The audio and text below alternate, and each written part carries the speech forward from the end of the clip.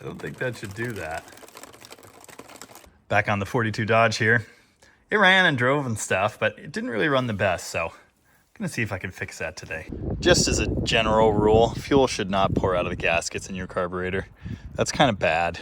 Now this is just a carb rebuild, not a restoration, but I did knock off the big junks. We're gonna need a bigger boat. Ball-on-ball carburetor, manufactured by Carter for Chrysler Corporation. That's cool. I kind of like Carters. I don't know if I like these just yet, but we'll find out. This choke housing and top plate is only held on by 4 screws, and I think that may be part of the problem here. There's nothing clamping down this area, and this is where it leaks, so this top plate may well be warped. I was about to hit it with a screwdriver, but then I just lifted up on it and it came apart. So that's cool. Okay, this is weird. Look at this. It's almost like it's 2 gaskets. I think it might be 2 gaskets. Like they left the old one on there, but it was broken? Yeah, it was definitely screwed down that way. Wow, okay. Maybe this will be the easiest fix imaginable. In a pinch, I think this upper gasket would still be fine. Luckily, we don't have to go there because we've got a kit of brand new gaskets and a fresh accelerator pump, needle and seat, and what have you, which is good. We need all those things. That is just hilarious.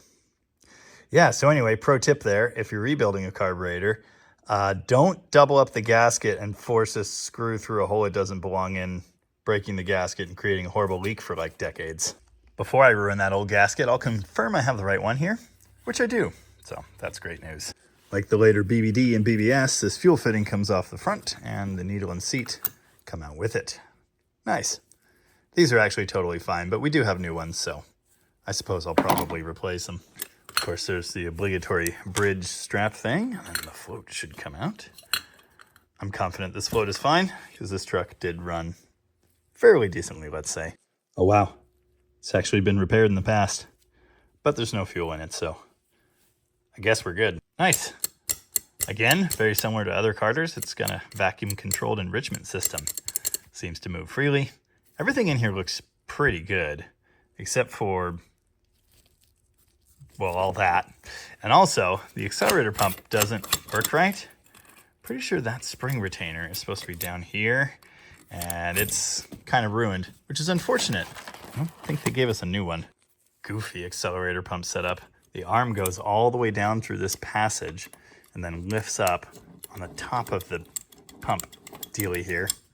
It's jammed all the way up now, that's fine. Anyway, as you can see, there are 3 pump positions, much like other Carter carbs.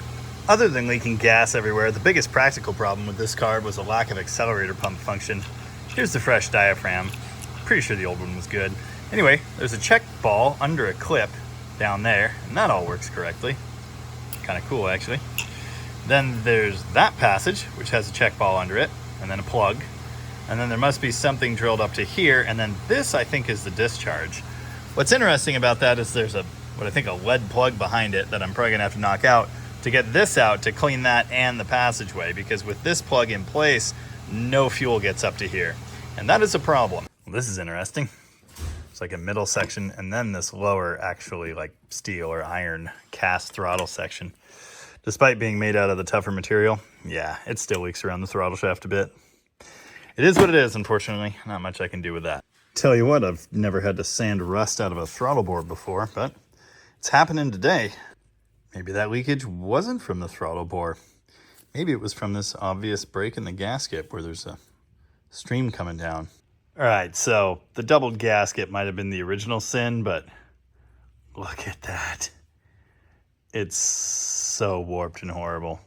Also, it won't focus. But anyway, I'm going to go over to the bench sander thing, sand this surface down, and hope we can get something kind of sort of usable without ruining it, because that ain't going to fly. One quick pass on the sander, you can see exactly what happened here. They must have reefed the crap out of the screws trying to fix the leak they created, and it warped the body. So where all the screws are, low points. Everywhere else, high points. I don't know how much material I could take off this before it's like a problem. I think we could sand enough to get something like a sealable surface.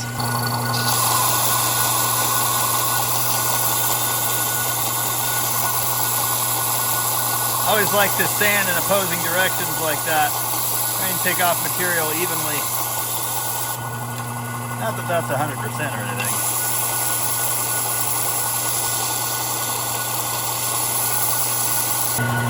Getting much closer, but still have a not so good spot up there. So close now. Also note, this factory surface sucked anyway, so really I'm just fixing that. All right, let me know when you're done. It's so close. I'm about to just call it good there and hope the gasket will do it. Also, I'm totally covered in metal shaving. After way longer than I'd ever cared to admit, this is good. It's just the faintest shadow there where the really bad spot was. I'm sure that'll work fine. Also, some brake clean got through my glove. What do you know about chemical burns? Good stuff. Now, you may well be worried, as I was, that the main body is also warped. This is a much more substantial piece of metal. It looks pretty good, which is great news because it has this raised section, so I can't just sand the living crap out of it. Well, after pulling the lead plug, fully disassembling all this, blowing out the passages and what have you, we have an accelerator pump that works, or at least a discharge that works. This is the new pump installed on the arm with the spring and keeper how it was, and I don't know if you can tell, but yeah, that just doesn't do anything. The arm moves like a ½ inch before the pump does. So yeah, I gotta figure that out. One of the nice things these kits usually come with, a diagram, instructions. This one didn't. Wait, hold on. Well, anyway, I think it's in there somewhere. Oh, here we go. Nice. Maybe we just have the wrong spring. I moved on to the next debacle. Now, this is something I've seen many times on these old school carbs on flatheads over the years. What do you notice that's different between these two holes? Of course, having some lighting might be nice. There you go. The hole in the body of the carburetor is just threaded all the way down, and it's open. The hole in that fitting on top, that's called a flare fitting. Note it's got that little, let's call it a nipple down in the bottom. That is what the flare on your line is going to seal onto. Time and time again, I see these carbs installed without that fitting. Now the metal line will thread right into that hole, but there's nothing for the line to seal on. So the line itself just flops around in there. That's a vacuum leak. So that's bad. Luckily, I haven't had a couple parts carbs around, so we robbed this out of it. Apparently it got a little squished, so I had to run a thread chaser down that. I think it's going to work. The moral of the story is, maybe these are always missing because they won't come out, or they won't come out in one piece. I don't know. Make sure you got that in there. You can get a straight one as well and bend the line so it works. It's pipe thread here in the carburetor, and it's flare thread up here. Just keep that in mind. You can't screw your flare line into your pipe thread hole. It just doesn't work that way. You've got to have the right flare fitting for the metal line to bottom out and seal against. Otherwise, bad times. So it made zero sense to me that the spring was just loose on the pump arm. Till I went to reinstall the lid and I realized that the retainer bumps up against that and holds the spring tight. Yeah, that makes sense. So anyway, I'm going to set the rod down here, make sure the pump is good and working, and we'll move on. I turned this thing sideways and poured fuel through the main circuit, which of course won't happen in normal operation. But yeah, the throttle bores are worn out. Again, nothing I can do with that, so let's put it back on the truck. Old base plate gasket, literally 2 base plate gaskets stapled together. Yay, reinstalled. Note, I did have to rebend the previously bent line to get into that 90-degree fitting. It is actually tight in there, no longer rotates. That should be much better. Base plate's tight, everything is good, I think. Now, because this thing has an electric pump, we can just turn the key on and check for leaks, so let's do that. Good news, everyone! I think the float level's a little too high. Should I have checked that with the new needle and seat? Yeah. Anyway, it's only 4 screws to pull the top plate back off and adjust it on the truck, so I guess I'm doing that now. Figured it out, and I absolutely hate it. The new needle is not always seating in the new seat. Sometimes it's fine, sometimes it's a gas geyser. It all depends. And that's fun and exciting, but that's not really what I want in this truck, so I'm probably going to take out the brand new needle and seat and put in the perfectly good old needle and seat. The good news, of course, is it's an inline engine, so just like on Stone Soup when the carburetor poured fuel everywhere, it's going all over the exhaust manifold. Hey, what do you know? The old needle does that thing we like. All right, well, There's your daily reminder that new parts suck. And just so we're all on the level, I absolutely did consider the possibility that the pump puts out too much pressure for the needle and seat here. But I've seen that happen before. This didn't look like that. Good thing I love huffing gas. Plenty of it. No more copious amounts of fuel pouring into the carburetor. Yay! All right, blew the gas off, let it breathe for a minute. See what we get. Side note, it's probably very flooded. Hey, oh, I still need to fix the throttle pedal.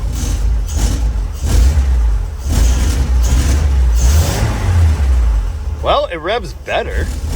Might be too much fuel. Also, I need to up the idle speed somewhat. I dropped it as low as it possibly could be. And it works. Well, I also adjusted the hand throttle. And the choke is definitely working. So weird, it doesn't kill the engine like my Power Wagon did. Flatheads are cool.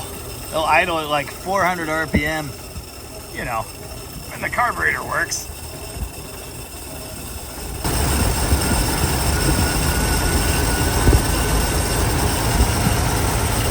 That might be a little high.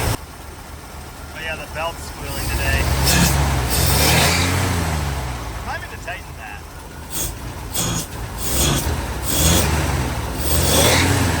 That's interesting. There's plenty of fuel. I wonder if that's somehow ignition related. No, it wasn't too much fuel. I actually set it to the most aggressive pump setting. And it's better. Look at the difference in throttle response now. It sounds like a hot rod. And again, I gotta tighten the belt, but cool. This is my first time testing the heater. It's warm-ish. Of course, this thing's super cold-blooded, so I wasn't expecting much. It runs awesome. So the oil bath air cleaner is reinstalled. I'm gonna tighten that belt, bolt the throttle pedal down, and then we'll test the truck again. Oh, I snugged up the alternator as far as it can go out, but I think ultimately we need about a 1/2 inch shorter belt on here. Last thing, I need to get these horrible disintegrated studs off the floor, at least one of them, and then I'll use a nut and bolt to mount our pedal. I'm gonna have to cut it because, as you can see, they're a little rough. Hey, safety squints.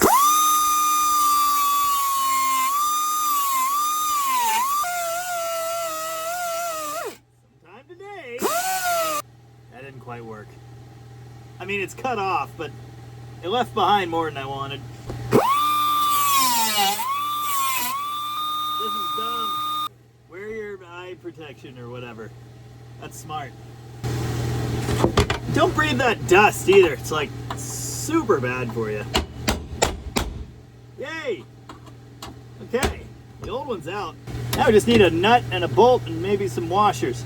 There we go. It's like a perfect fit. The new one does only mount with one bolt instead of the two goofy ball studs, but the way it's shaped, it like perfectly wedges against the floor, and yeah, everything lines up really well, so I'm pleased with that. And with that, my part of the work on this truck is done. It's time to take it for a real test drive. There are only 2 problems with that. 1, it's pouring rain, which sucks, but I did fix the wipers, so I think we're okay there. 2, I actually wasn't planning on doing a second video on this truck. As you may have noticed from the lack of an intro, didn't really plan it out. As is my tradition, up here at Rocket, I forgot to bring filming equipment, phone mount. That's never stopped me yet, but this is like a 1-ton truck. Not the smoothest to ride, so let's just say we're gonna throw the phone around a little bit. Okay, I might have accidentally made this truck awesome, because it like throws rocks places and stuff. Yeah, pretty much can't take off without throwing the phone across the truck, so I think that's a good sign as far as like how it's running. Oh, headlights on for safety. It's not dark, but it is darker, and I can see the light in the shifter today.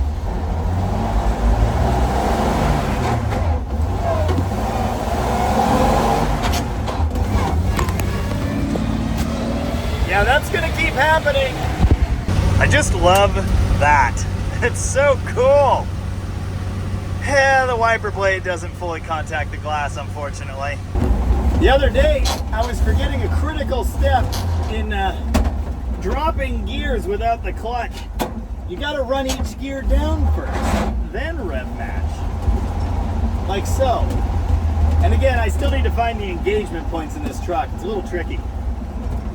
I bet because there's no governor in this truck, I could potentially double clutch downshift. Never worked in my Power Wagon, ever. Oh, several commenters seem to indicate I called a generator a governor. I don't think I... Like I said, that's gonna keep happening. Anyway, apparently I mixed up words in the last video. I don't think I did. I'm pretty sure I referred to a governor, you know, that device that limits throttle input that lives under the carb, and a generator, the thingy that charges the battery. If I mix the two up, I don't think that'd be any great surprise. I'm just saying. Hey, did you know this truck is slow? It is fun though.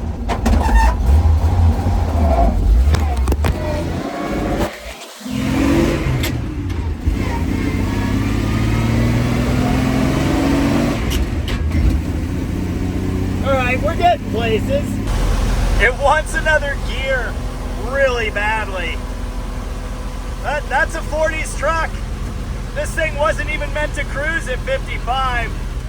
Do you hear that vibration? Oh, that's just lovely. The windshield gasket in this truck leaks really badly. That is not ideal at all. It doesn't bode well for any of the shiny new electrical components I put in here, so I'm sure the owner will be dealing with that.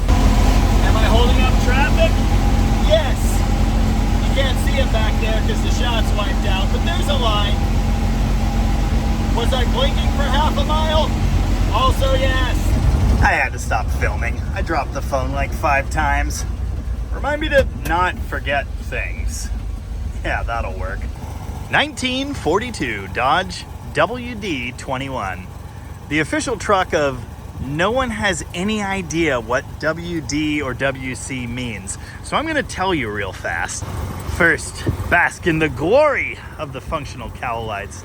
Oh, I'll also tell you that I felt like I was hauling butt. Yeah, 46 miles an hour. It is not a highway cruiser. This series of Dodge trucks, the Art Deco trucks as they're known, came out in 1939. They were very, very similar trucks from 39 to 47. Of course, World War II fell in the middle of that year range, so they were essentially not produced for civilian purposes from 43 through 45. They were made for the military in that time. Mostly heavy 1.5 ton trucks or 4-wheel drive light duty trucks. I think the door opened itself. My Power Wagon did that. So 1939 was the first year for this style of truck. In 1939, these were T-series trucks. The first letter in the model designation was T. That indicated the year, 1939. The second letter indicated weight class. There were 3, C, D, and F. A C-rated truck was a half-ton, you know, a pickup with a step-side bed. Now D was the classification for a 3/4 ton truck, and F was a 1.5 tons.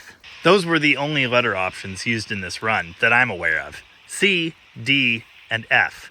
So there's no classification for an actual 1 ton, which is interesting. Anyway, T, 1939. 1940 would be the next letter in the alphabet, right? U? No, it was V for some reason. They skipped U. I don't know why. So in 1940 would be a VC or a VD or a VF.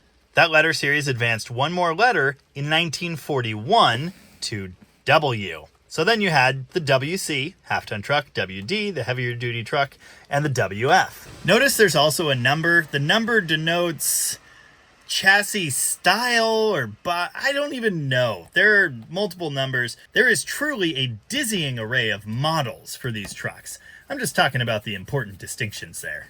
Alongside these civilian trucks, what they'd been up to this point, 1941, with the W series, Chrysler was developing a military truck. It was based on that W letter, 1941. So, being a half-ton truck, 4-wheel drive, mind you, but still a half-ton truck, the military truck was the WC. In 1942, the war was on the horizon, and Dodge was ramping up production of the WC military truck. While they still made civilian models like this one in 1942, they did not advance the letter series again. So 42s, like 41, are Ws. Civilian production was halted for the duration of the war. Of course, Dodge was churning out military trucks by the thousands, WCs. They were also building heavier duty 1.5-ton haulers and such with different classifications, which I don't even want to get into. But the point is, they were Ws. When the war ended and civilian production resumed for the 1946 model year, those 46 models were the same exact trucks that they were making in 1942, and the designation remained W. Chrysler would continue to advance their designations like this model by model. For example, 49, 50, 51, and I think 52 Dodge trucks are all B1s, and then B2s, and then B3s. What's important to me here is that you understand what this model designation means. WD is an internal Chrysler designation for this series of truck. It does not stand for War Department, as a commenter said that it must. Now that may be true for other companies. I don't know. But in Chrysler land, this was just a normal truck model designation. This is something that's bothered me for a long time because you see people online referring to those World War II trucks as weapons carriers. Okay, they may have carried weapons and men and fuel and all kinds of stuff, but that's not what the WC stood for. Anyway, hopefully that makes sense. Rant over, I guess. These are cool trucks. I love the styling. I love the round cabs. I like the fenders. I like the little details, the hood ornaments, what have you. As you've seen, they are not the greatest to drive. It's fun in a way. It's less fun when it's someone else's gears you're grinding, I'll say that. Did you know it's pouring rain out there? Also in here, a little bit. Anyway, one commenter has said a couple times for my ramp truck project, I need to get one of these cabs and noses to put on it. It would be cool. But here's the thing. Even with the later single cab like I have now, there's not much interior space. And in these things, look where my right arm is. You can barely fit 2 humans in here, like barely. Tom and I would be rubbing elbows right now, and all the controls sticking out of the floor, yeah, your passenger's feet have to be over that way. They're cramped. I'm roughly 6 feet tall, slightly less, allegedly, and in this truck, my head is in the headliner. Of course, the headliner's not original. That would have been like a fiber board, and it would have been up a little bit from there, but not a whole lot. So I barely fit. Taller people don't fit. The legroom is terrible. The steering position, yeah, terrible. This isn't the kind of thing I'd want to cross the country in, you know what I mean? It's a sweet truck. Don't get me wrong. I like them. I've owned 3 of these trucks.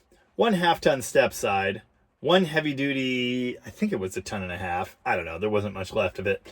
And of course my Power Wagon. And I love them. Just like all Dodge trucks.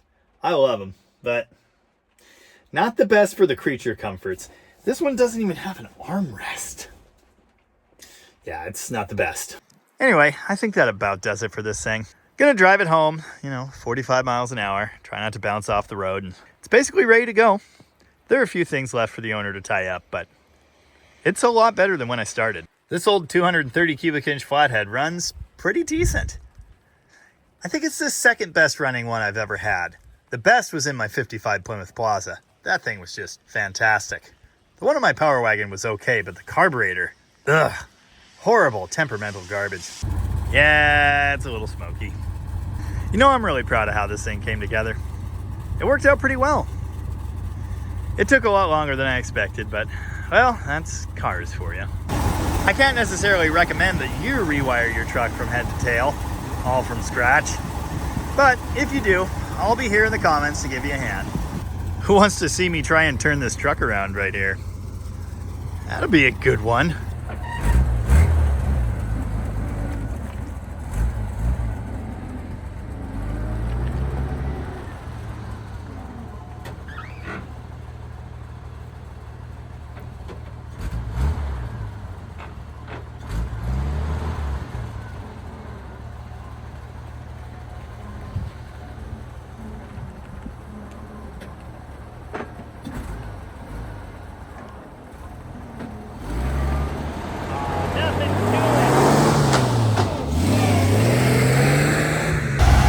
really good, you can get the wipers going in sync.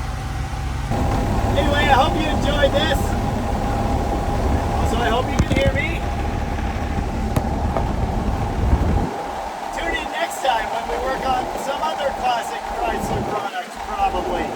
Or a boat, or a tractor, or a Ford. Until then, as ever,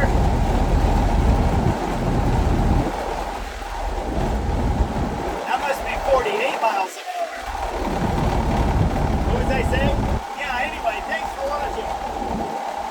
And remember, grind them till you find them.